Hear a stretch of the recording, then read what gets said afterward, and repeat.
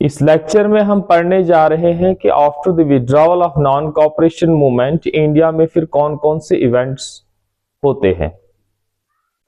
तो you know, after the sudden withdrawal of non cooperation movement the Indian nationalists got divided into two groups.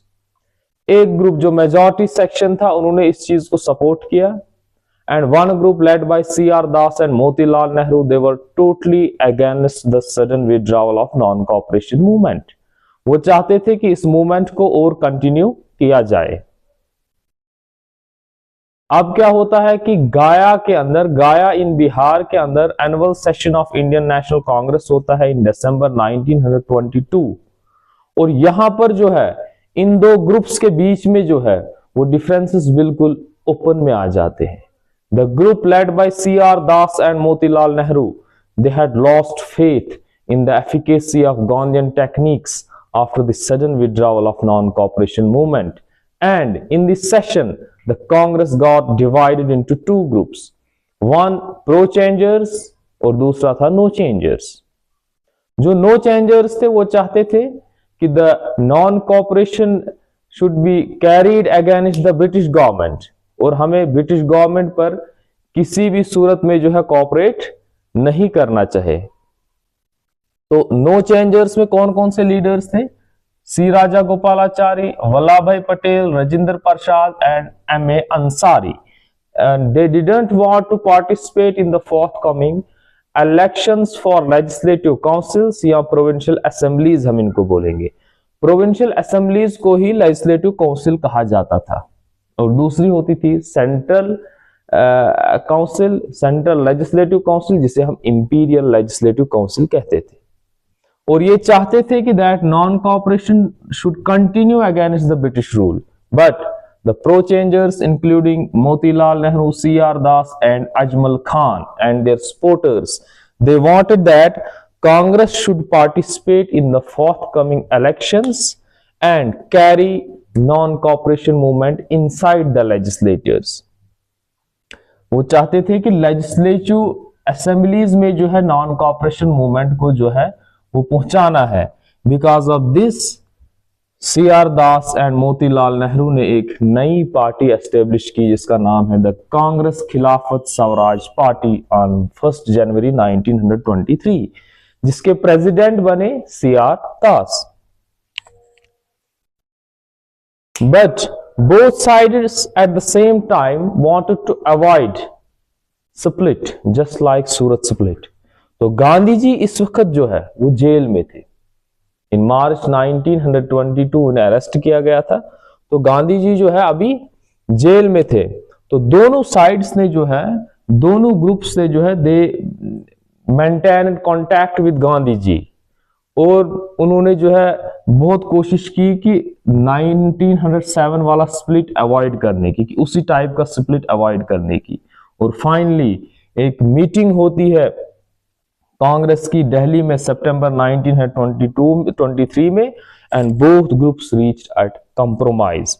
The Swarajist were allowed to contest elections as a group within Congress, and Swarajists accepted all the programs of Indian National Congress except one. वो एक कौन सा था? एक difference थी only, that they would participate in the legislative councils. तो finally क्या होता है, जब इन्हें अलो किया जाता है to participate in the elections, तो नवंबर 1923 में elections were held and Swarajists won 42 seats out of 141 elected seats, और they got clear majority in provincial assemblies of central provinces, और वहां पर उन्होंने जो है अपनी जो है गवर्नमेंट बनाई। Gradually the Swarajists position weakened. Election में तो इन्होंने अच्छा परफॉर्म किया, लेकिन बाद में जो है आहिस्ता आहिस्ता उनकी पोजीशन कमजोर होती गई, because of the wide spread communal riots and splits among them. यहां पर जो है बंगाल के अंदर एक इश्यू हुआ था बिटवीन जमींदार्स एंड टेनेंट्स। जो टेनेंट्स है they were mostly Muslims, zamindars were mostly Hindus, और ये बिलीव किया गया कि Swarajists represented only the communal interest, एक पर्टिकुलर कम्युनिटी के इंटरेस्ट को रिप्रेजेंट कर रहे हैं। इस इश्यू में जो है स्वराजिस्ट्स ने जो है टीनेंट्स को सपोर्ट करने से इनकार कर दिया एंड मुस्लिम्स जो है इसके खिलाफ हो गए। और फर्दर 1925 में जब सी आर दास की डेथ होती है, it further weaken this party. और उसके बाद जो है सी आर दास की डेथ के बाद this party once again got divided into two, responsive and non responsive. तो जो मेन लीडरशिप ऑफ स्वराजिस्ट थी, उन्होंने they withdrew from legislature in March 26, 1926। लेकिन अभी एक ग्रुप वहां पर रेस्पॉन्सिव जो है वो उन्होंने जो है 1926 के इलेक्शन में भी पार्टिसिपेट किया। एंड फाइनली 1930 में जब कांग्रेस सेशन एनुअल सेशन होता है और वहां पर जो है पूर्ण स्वराज का रेजोल्यूशन पास होता है, ये उस वक्त जो है वॉकआउट करते हैं and that was the beginning of civil disobedience movement. अब स्वराजिस्ट्स का ये छोटा सा टेन्योर रहता है, but still they played some significant role in Indian freedom struggle. इन्होंने क्या किया? At the time of sudden and abrupt withdrawal of the non cooperation movement, they kept political activism alive.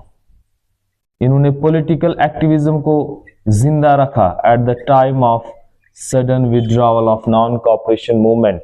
They carried the nationalistic programs inside the legislatures and made government familiar with the program of masses.